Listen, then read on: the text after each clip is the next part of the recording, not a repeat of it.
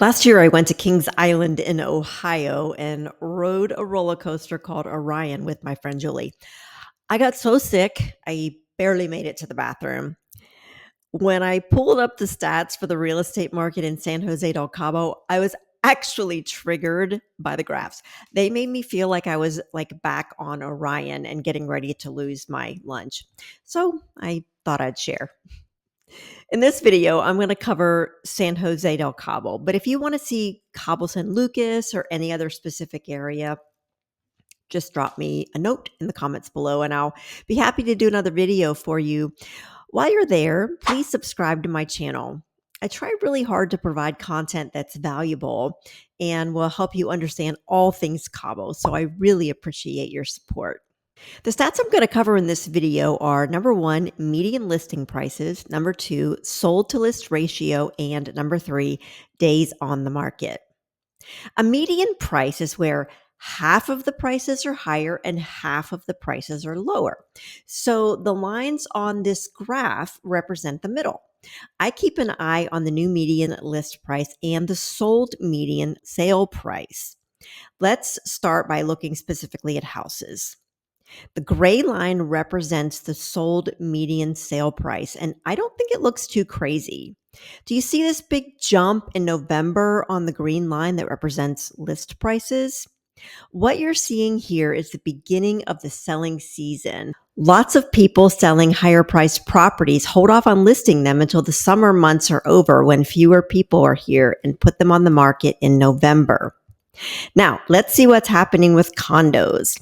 The green line is new prices and the gray line represents sold prices. So if we just look at the gray line, you can see quite a lot of movement. A year ago, the average sold price was just $325,000. As of March this year, it's over $600,000. The takeaway that I see here is that prices are still going up in San Jose del Cabo. But are these properties still selling for close to asking price? Well, to answer that question, we need to look at our next category, sold to list ratio. Sold to list ratio is really easy to understand. It tells us the ratio of sales price to the original asking or list price. Numbers above 100 show that on average, properties sold for more than the original asking price. Prices below 100 tell us they sold for less than the asking price. So the lower the ratio number, the bigger the gap between what the seller wanted to sell for and what the buyer actually paid. In a sales market, the sold to list ratio is often above 100. And in a buyer's market, that number is usually well below 100. Okay, so houses in San Jose del Cabo. This graph is a bit bumpy. We had some high highs and some low lows. I think it's currently a little lower than I would like for it to be at 96%, but I also think that many sellers are still trying to overprice their homes. In today's market, buyers don't mind waiting sellers out until they get nervous and reduce their asking price. I predict that sellers will soon be getting the message and are going to be forced to offer their properties at more reasonable prices if they really want to sell. Now let's look at the same information, but for condos.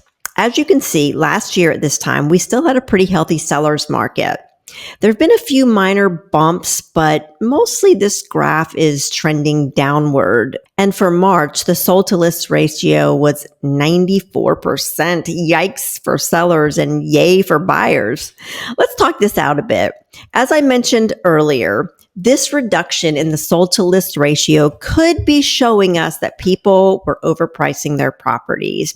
And the market was just saying, nope, you priced too high. I say it all the time. Pricing your property correctly is a very important part of selling. Watch my video called The Art of Pricing Your Home in Cabo if you want to get more information about that. This steep decline in sold to list ratio makes me think that the market is leveling out and the property of those folks who list too high won't sell, or as explained in the video that I just mentioned, will sell for below what they would have gotten if they priced it right in the first place. Buyers waiting it out leads us to the next and I think most important graph to consider, days on the market.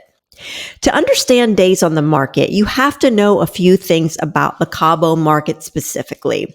Let's look at the graph for houses while I explain a few things.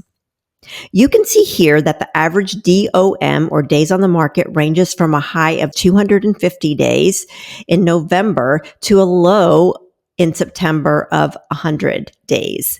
This range goes from the day the property goes live on the MLS until the day of closing. So even in a low month of September, you would think that a property sat for a long time on the market.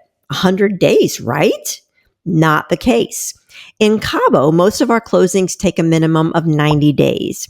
Going back to September, when the days on the market was 100 days, you should subtract 90 days from that to really see how long houses were sitting on the market. And not really in September, but 90 days earlier in June.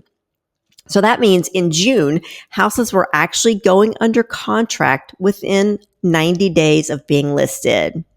One really baffling thing for me is why the days on the market graph for San Jose del Cabo condos looks so different than the one from houses. I'm still trying to figure that one out. And if you have any theories, I sure would love to hear them. I think the summary of the market over the past year for San Jose del Cabo shows us that it is still growing. And I don't see any signs of a bubble popping.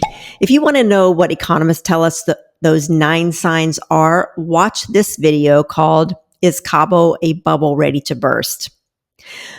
Honestly, from a boots on the ground kind of gut perspective, I do feel like things are a bit sluggish in our market right now. But in reality, most of our experienced realtors agree that this market looks a lot like the pre-pandemic Los Cabos market. Make sure you're subscribed so that you can get further updates on what's happening in the Cabo real estate market. I'll keep you posted.